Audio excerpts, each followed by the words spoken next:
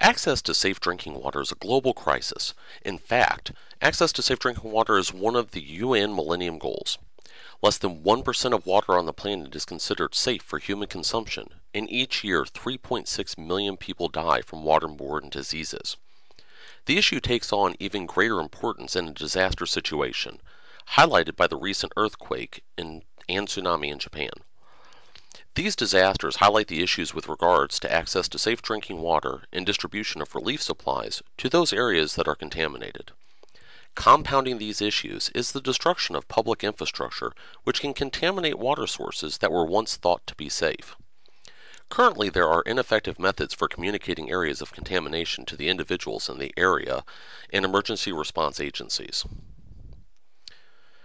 Since one of the primary responsibilities of first responders is providing access to safe drinking water in these disasters, there is a dire need to provide a solution to this problem. This is a daunting task that cannot be handled effectively by a single system or platform. To this end, the H-2-O project from the University of Arkansas at Little Rock has created an innovative solution to help emergency responders in their efforts by using multiple technologies, platforms, and protocols to collect, analyze, and communicate water testing data. The H-2-O Mobile Water Laboratory is an innovative software solution design that overcomes the issues related to standard water testing methods through an innovative software application that ties together the capabilities of Windows Phone 7 devices, such as data and voice communications, GPS, and camera, with a mobile microscope, web services, cloud-based data storage, and social media services, such as Twitter, to create a rapidly deployable platform for the effective testing of water quality and the communication of those water quality test results to all relevant stakeholders. The result is that individuals in a disaster situation will receive immediate feedback through social media sites, indicating the safety of the drinking water, reducing the risk of hospitalization and death caused by drinking from contaminated water sources. The emergency responders can communicate to relief organizations by facilitating safe water distribution tasks, reducing the time required to deliver safe water to areas of critical need.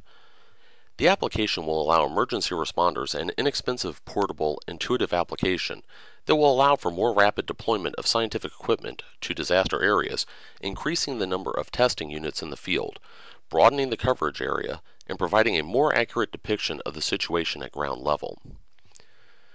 Here is an overview of our solution architecture. Our main client component is the H-2-O mobile application, which resides on a Windows 7 phone. This client sends data to an HTTP server via a web service that resides on Windows Azure. Because of our design, the web service can also be used by relief organizations to access our database. Our mobile client also uses social media to communicate our results using the Twitter API and the Bing Maps API to reverse geocode geocoordinates to make them meaningful to the public. Much of our web services use the REST protocol. We choose this over SOAP because it is simpler to use and is designed to promote scalability, generality of interfaces, and independent deployment of components while reducing latency. Our data exchange on the cloud is accomplished via TDS with SSL for security. Now let's look at each component more closely. Interoperability with our solution begins at the client level. We utilize the various libraries of the .NET Compact framework to tie together the camera, storage, and GPS capabilities of the Windows Phone 7 device into a single, powerful platform for the collection of water quality data. We also include the TweetSharp wrapper class to allow us to easily interact with the Twitter API and provide error handling. We decided to implement a WCF web service because it addresses a wide range of issues for communicating applications by unifying the .NET communications technologies and allowing for interoperability for applications built on other technologies, and by being designed explicitly for service-oriented development. This allows us to expose our SQL Azure database to a multitude of different clients and is free from bandwidth and processing constraints because it is hosted on Azure. Our data layer is hosted on SQL Azure and was chosen because of the accessibility that the cloud provides and because of added benefits that will become available to clients once SQL Azure reporting services comes online. The Bing Maps API was used to reverse geocode the GPS coordinates into an address that would be meaningful to people. Bing was specifically chosen because of its performance and ease of integration into our mobile project. Twitter was chosen as the vehicle to communicate out general information about water quality. Twitter specifically was chosen because it has a robust API and was found to be very useful in communicating information after the earthquake and tsunami in Japan.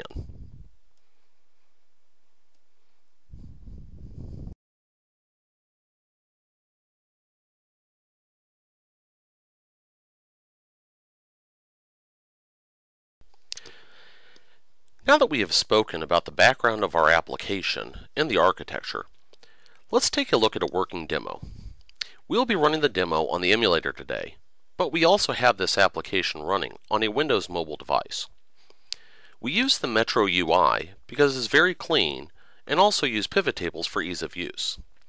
To begin testing the water, the user will input some information.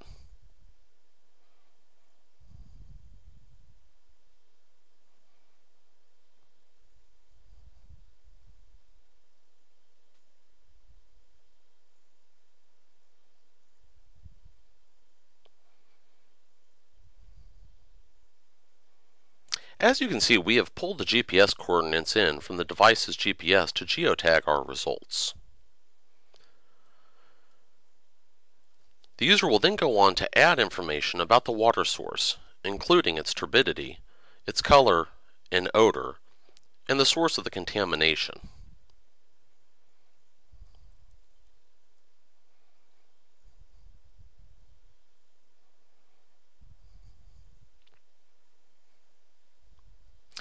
In steps 3 and 4, to input the data on the chemical properties of the water, the user will simply need to match the colors of the water testing strips used in the field to the appropriate box on our interface.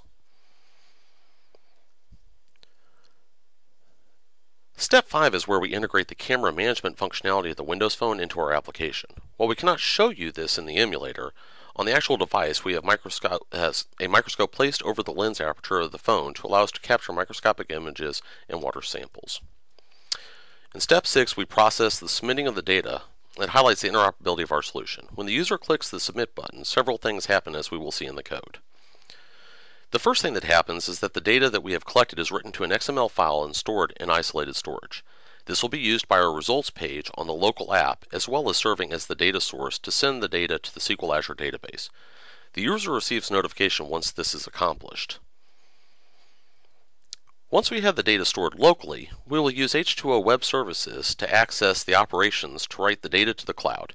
As you can see, the WCF web service makes this very easy to accomplish, and because it is a WCF service, it is available to be utilized by the websites of relief agencies to pull the data from our SQL database for decision making regardless of the platform.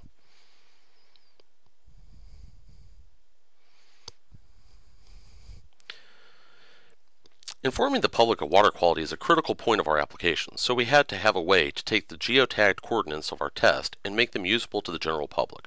We accomplished this by taking advantage of Bing Maps Location Service reverse geocode request. This gives us an address for our result instead of a set of coordinates.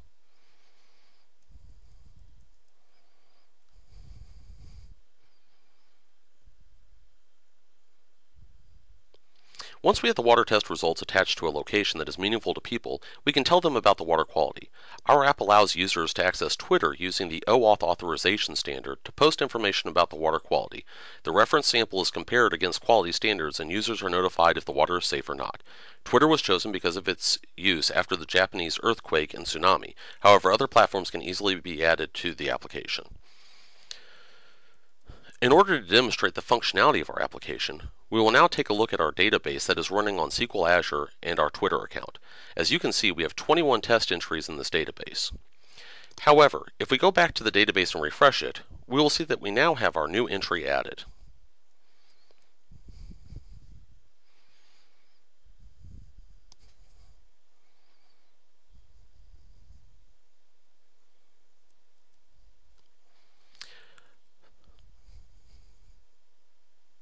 Additionally, by going to our Twitter account and refreshing the stream, we can see that the tweet with our latest water sample test came in 58 seconds ago, right after our data was sent.